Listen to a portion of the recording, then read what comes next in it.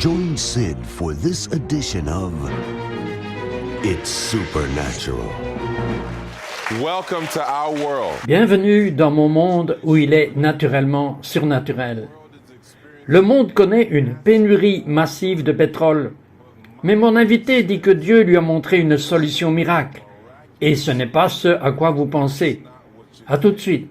Next. Merci pour ta présence, Saint-Esprit. Nous te donnons tout. Everything to you. Joshua Mills est issu de 5 générations de ministres qui opèrent dans les signes et les miracles. Regardez la poussière d'or qu'il recouvre surnaturellement dans ses réunions. Nous avons eu une enquête faite par un avocat très sceptique et il est devenu un croyant grâce à son authenticité. Il l'a vu se passer sous ses yeux. Quand les gens ont fait l'expérience eux-mêmes, alors ils savent que c'est de Dieu. Quelle est la réaction des gens quand ils voient cela? Eh bien, vous savez, je pense que Dieu nous donne des signes pour nous faire voir ces merveilles, et quand nous embrassons la merveille de qui est Dieu, c'est là que nous sommes capables de commencer à entrer dans les profondeurs de qui il est. Vous savez que Joshua a écrit un tout nouveau livre intitulé « Le miracle de l'huile ». Recevoir la puissance de l'onction de Dieu. Dans ce livre, il dit que l'huile est l'ingrédient qui manque dans nos vies. Joshua, pourriez-vous expliquer ce que vous entendez par là? Oui, bien sûr, je crois que nous avons besoin d'huile. Je veux dire, l'huile est l'onction du Saint-Esprit et, à bien des égards, l'huile naturelle nous offre tant d'avantages. Car, par exemple, nous utiliserons de l'huile pour la cuisson et pour la préparation des repas. Nous utilisons l'huile comme carburant pour nous propulser, car nous utilisons du pétrole pour l'énergie, pour nous garder au chaud et vous protéger. Vous savez qu'il y a tant de raisons naturelles pour lesquelles nous utilisons du pétrole, mais dans le domaine de l'esprit, nous devons avoir l'huile de l'onction du Saint-Esprit si nous voulons progresser dans notre vie. Et je pense que c'est si intéressant que dans Exode chapitre 30, Dieu a parlé très spécifiquement à Moïse et lui a donné les ingrédients exacts d'une recette divine pour l'huile d'onction. Vous parlez de chaque ingrédient et de sa signification prophétique. Pourriez-vous expliquer? Eh bien, vous savez que c'est expliqué en détail dans le livre, mais fondamentalement, vous savez que la myrrhe est un premier ingrédient qui représente le brisement, qui représente l'amertume. Elle représente les moments difficiles dans notre vie, les moments où nous avons été profondément blessés, et pourtant Dieu est capable de prendre cela dans l'onction et le retourner pour nous, et il est capable de faire couler une bénédiction à cet endroit. Le second ingrédient est la cannelle, la senteur sucrée de la cannelle qui représente l'intimité et qui représente la pureté de cœur qui s'ouvre dans l'onction de Dieu. L'ingrédient suivant est le calamus, ou la canne parfumée, qui représente la guérison. Et bien sûr, nous savons que l'onction de Dieu est l'huile miracle de Dieu. C'est la guérison miraculeuse disponible pour nous. Et la casse représente l'hospitalité de nos cœurs, se réchauffant pour embrasser l'unité, non seulement de ce que Dieu fait, mais pour embrasser le corps du Christ ensemble. L'huile d'olive représente la pureté. Et écoutez, tout est expliqué dans mon livre. Waouh! Non, pour quelqu'un qui n'a jamais entendu le terme onction, on ne comprend pas parce que peut-être il n'a pas grandi à l'Église. Comment pourriez-vous définir l'onction? L'onction est l'autonomisation des capacités surnaturelles de Dieu pour nous permettre de faire quelque chose que nous ne pouvons pas faire dans le naturel.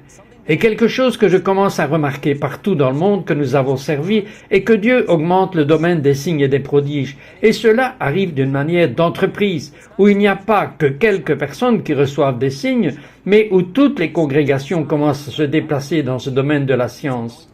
Dieu révèle son onction pour nous d'une nouvelle manière.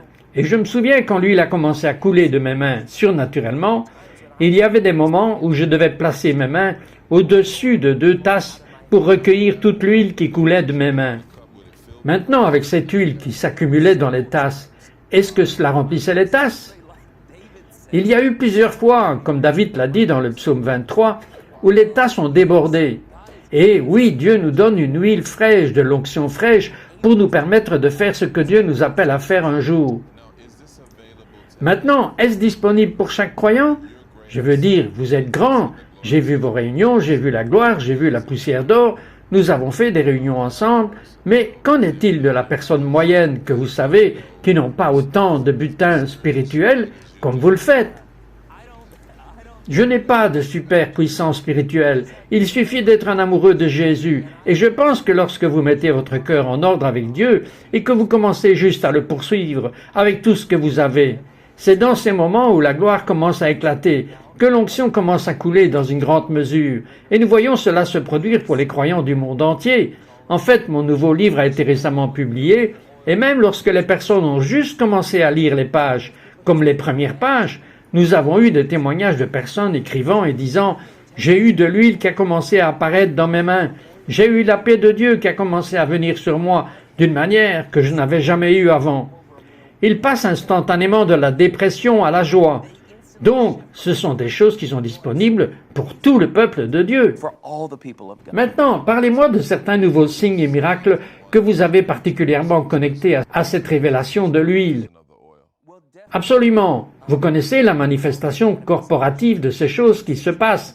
Et il y a de nombreux miracles qui se produisent, comme l'huile qui commence à couler. Quel est le miracle le plus remarquable auquel vous pouvez penser? Oh, c'est une question difficile, parce qu'il y a tellement de miracles exceptionnels que nous avons vus. Vous savez, je me souviens quand l'huile coulait de mes mains, c'était dégoulinant et littéralement s'agglutinant sur le dessus de mes chaussures, et tout d'un coup, l'huile a commencé à couler de mes pieds. Alors j'ai enlevé mes chaussures, et nous avions des gens dans les réunions, en fait, qui avaient, vous savez, des tissus de prière qui couvrent normalement les personnes dans les réunions. Ils les ont fixés au sol pour que je puisse me tenir dessus lors de la réunion, et l'huile a commencé à couler de mes pieds sur ces tissus.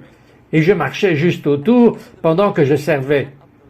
Et l'huile coulait à la fin de la réunion, et j'ai coupé ces tissus, comme dans Actes 19, versets 11 et 12, nous avons fait cela plusieurs fois. J'essaye de répondre à la question que vous avez posée sur les miracles exceptionnels, car dans cette rencontre, il y avait une femme qui avait dit qu'elle ne pouvait pas concevoir d'enfant. Je veux dire qu'elle était allée chez le médecin et il y avait des raisons physiques pour lesquelles elle ne pouvait pas avoir d'enfant. Et pourtant, 1 an plus tard, elle tenait ce petit bébé, une fille, à qui elle avait donné naissance. Dans le même sens du surnaturel, dans cette même réunion là-bas, était un homme qui avait un cancer de stade 4. Et encore une fois, les médecins avaient perdu espoir. Et pourtant, il a été complètement guéri de ce cancer de stade 4. Donc, ce sont les sortes de miracles que nous voyons quand l'onction brise le joug de la servitude.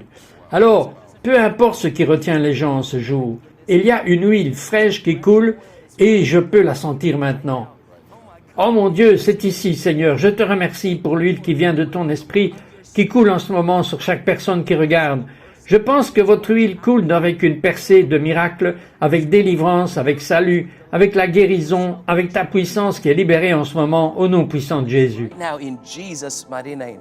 Oof, hallelujah. Oh, alléluia, je ressens la présence de Dieu. Vous sentez tous la présence de Dieu là? Alléluia. Pendant Hanouka, nous nous souvenons comment le miracle de l'huile a tourné le désespoir de l'une des plus sombres périodes de l'histoire d'Israël en joie jubilatoire. Comment ce miracle de l'huile nous impacte aujourd'hui dans nos moments les plus sombres. Nous serons de retour dans juste un instant. We'll be right back in just a moment. We will be right back to It's Supernatural. Les rites et les formes ne doivent jamais, écoutez-moi bien, ne doivent jamais dépasser la raison pour laquelle ils ont été donnés. Si les rites et les formes dépassent en valeur, en puissance et en force la raison pour laquelle ils ont été donnés, nous tombons dans la religiosité. We now return to It's Supernatural. Bon retour, mes bien-aimés amis. Jésus a célébré Hanouka dans Jean 10, verset 22. Pourriez-vous nous parler de la signification de Hanouka? Dans la nouvelle traduction vivante de ce passage de l'Écriture, il est dit en fait que c'était l'hiver et Jésus était à Jérusalem et célébrait Hanouka. De nombreuses traductions utilisent réellement le mot fête de la dédicace parce que Hanouka a plusieurs descriptions différentes pour cette fête juive. Ce qui est si incroyable, c'est que Jésus était là, célébrant Hanouka. Maintenant, Hanouka était quelque chose qui s'est passé dans le second siècle avant Jésus-Christ. Et c'est ainsi qu'il n'y a pas grand-chose d'écrit à ce sujet dans la Bible, sauf la description de la pratique. Mais si nous lisons certains de ces anciens écrits, nous commençons à découvrir que Hanouka est un moment qui est intéressant dans la culture juive. Parce qu'à bien des égards, les ennemis d'Israël étaient venus et ils avaient profané le temple. Ils avaient détruit les choses qui étaient saintes et ointes pour le culte du temple, et il y avait un homme du nom de Judas Mécabias, et une juste sainte colère monta en lui en disant que ce n'est pas juste. Et il a en fait commencé à se rebeller contre ce qui se passait ce jour-là, pour en finir avec le judaïsme. Et il a commencé à dire que nous allions revenir en arrière et nous allons reprendre ce qu'est à juste titre.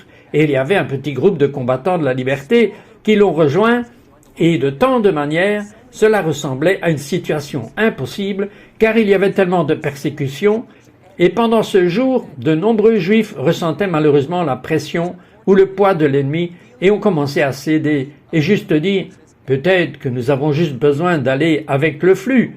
Mais je suis reconnaissant pour ceux qui ne se sont pas contentés de suivre le courant, mais ceux qui ont dit que nous aurons un plus grand flux par Dieu, et nous allons nous appuyer dessus, et nous allons obtenir tout ce qui est légitimement nôtre. Et c'est ce qui arriva à Hanouka. Ils sont entrés et ont commencé à reprendre le temple. Non seulement cela, mais ils ont commencé à réparer tout le temple.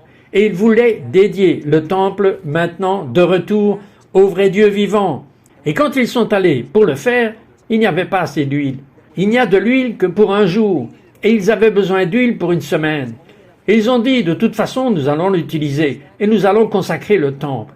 Nous allons allumer la menorah, et quand ils ont allumé la menorah, le miracle de l'huile est que cette huile a duré 8 jours. Dieu l'a surnaturellement multipliée. Donc, Hanouka parle de la multiplication divine. Ça parle de dédicace, de restauration. Et 8 est le nombre de nouveaux départs. Oh, c'est énorme, le nombre 8 est le nombre de nouveaux débuts. Alors, quel impact cela a-t-il sur nous aujourd'hui, ce miracle de l'huile avec Hanouka? Quelle est la signification prophétique pour nous aujourd'hui, en tant que croyants? Je crois qu'en embrassant l'ancienne onction qui coule à travers le miracle de l'huile, il nous donne accès au nouveau commencement que Dieu veut nous apporter en ce jour. Nous devons être prêts à abandonner le passé et à dire « Dieu a quelque chose de plus grand pour notre futur. Dieu a quelque chose de glorieux pour vous. Dieu a quelque chose de puissant pour vous. Et Dieu veut libérer des miracles pour vous maintenant. » Waouh! Vous savez que vous parlez de Hanouka et vous parlez de la signification. Et il y a quelqu'un qui dit « Hé, vous savez, cela semble incroyable, c'est puissant. Comment puis-je libérer ceci? Comment puis-je puiser dans cette huile dont vous parlez ?» Je pense qu'ils doivent réaliser que même si nous avions la menorah ici, et la menorah de Hanouka est de beaucoup différente d'une menorah ordinaire, parce qu'elle dispose de 9 positions pour mettre les bougies droites, mais celle du centre, c'est ce qu'on appelle la bougie servante, car c'est la bougie qui allume toutes les autres bougies au fur et à mesure que vous traversez la progression de Hanouka. La bougie servante est Jésus-Christ, et c'est la révélation, et c'est ce qui est si incroyable à propos de l'Écriture que vous avez lu de Jean 10 à propos de Jésus célébrant Hanouka. C'est à ce moment, si vous lisez un peu plus loin dans l'Écriture, Jésus dit en fait que moi et le Père ne faisons qu'un. C'est ce qu'il a dit. Maintenant, nous l'avons lu. C'est bien. Mais pour les gens qui étaient là à la fête, ils se disaient « Mais de quoi parlez-vous » Parce qu'il célébrait la lumière de Dieu, et il se décrétait lui-même pour être la lumière du monde. Et le Père et moi, nous sommes un. Je suis la lumière. Et si nous voulons nous connecter avec la fraîche onction du Saint-Esprit, nous devons laisser Jésus allumer notre bougie. Nous devons permettre au Seigneur de nous éclairer et de faire passer la flamme pour nous, qui a été payée à un prix, à un coût. Et comme nous recevons cette flamme, nous pouvons commencer à lui donner et la donner aux autres. and release it to others. Un ange visita Joshua dans la nuit et lui a dit qu'un portail surnaturel ou un passage s'ouvre. Et Joshua a réellement vu le prochain mouvement de Dieu sur la terre. Nous revenons tout de suite. We will be right back to It's Supernatural. Mais l'humanité ne connaît pas le chemin de la paix. Ils ne connaissent pas la voie de la joie et nous avons la moitié de la population mondiale qui est illettrée. Bien des gens qui crèvent littéralement de faim et toutes sortes de saletés et de conditions sordides dans la moitié du monde, au moins. We now return to It's Supernatural.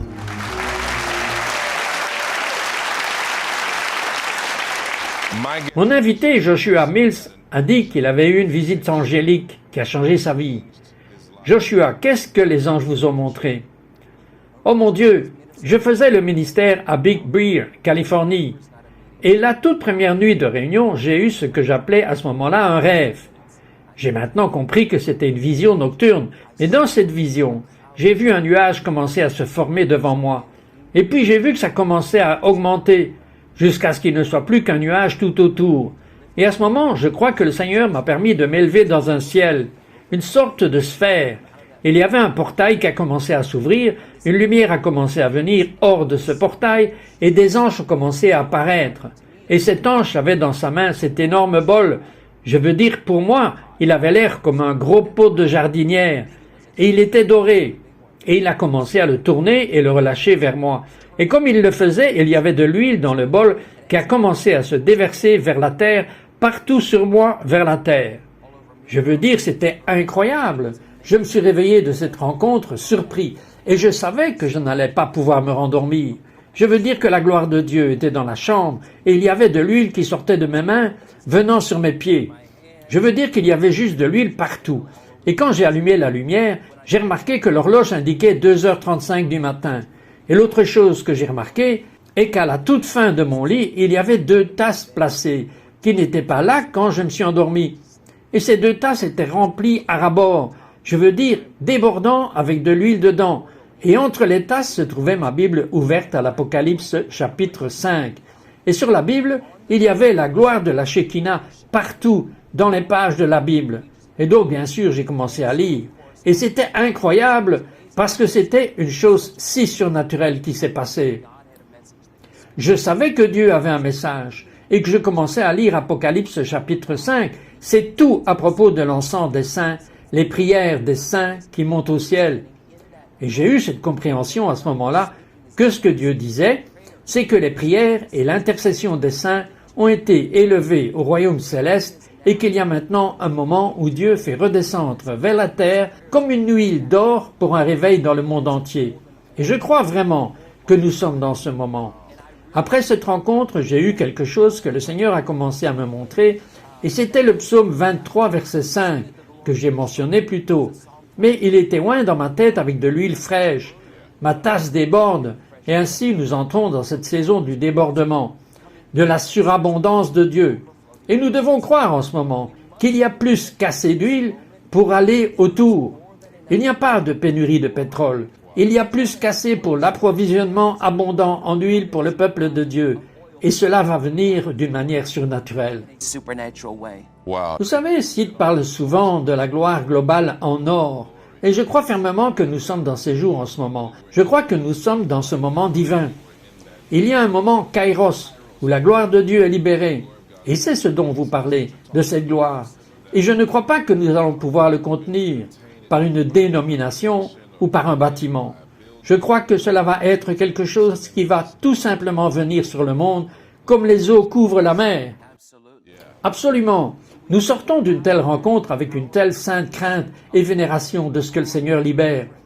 Le lendemain matin, alors que je commençais à servir, l'huile a commencé à couler de mes mains pendant que j'étais dans la réunion, et j'ai dit aux gens de faire une ligne tout autour de la pièce.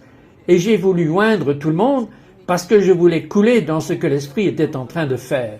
J'ai réalisé à ce moment que le débordement allait arriver à travers nous. Dieu allait utiliser son peuple, car ces canaux sont des conduits pour relâcher le débordement. Et alors que je commençais à mettre la main sur les différentes personnes, de nombreux miracles ont commencé à éclater dans la chair. Il y avait une femme qui souffrait de sa colonne vertébrale. Sa colonne vertébrale s'est redressée immédiatement. Je veux dire qu'il y a eu tant de miracles et de guérisons. Des anges ont commencé à chanter dans cette réunion. Je veux dire, au-dessus de nos voix. Il y avait un clavier que le leader Steve Strawson utilisait, et tout d'un coup, juste avant que les anges ne commencent à chanter, le clavier a commencé à jouer littéralement par lui-même. It'll literally pay by itself. You know what? Vous savez, je peux vous arrêter là. Vous regardez et vous dites ça a l'air incroyable. Mais devinez quoi? Vous ne pouvez pas Any of this if you don't know the Messiah. And so right now, I want to lead you in a prayer to know the Messiah as your personal Savior, the Lord Jesus. Just say this prayer with me. Say, dear Lord Jesus, I recognize that I have sinned against you.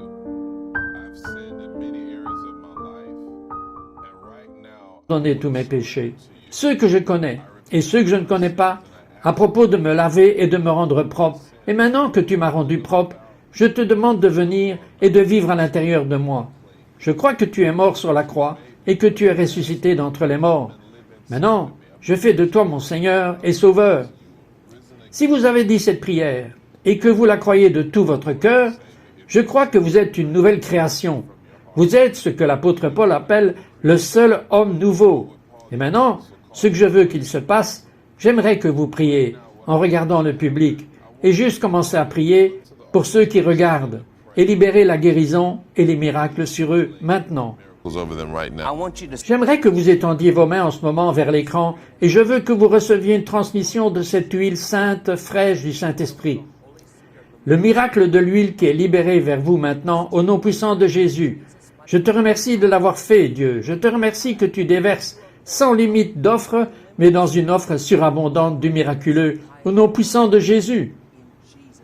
Si vous priez cette prière, la joie va frapper votre vie, frapper votre maison, car la joie du Seigneur est votre force, au nom de Yeshua. Amen. Man, in Yeshua's name.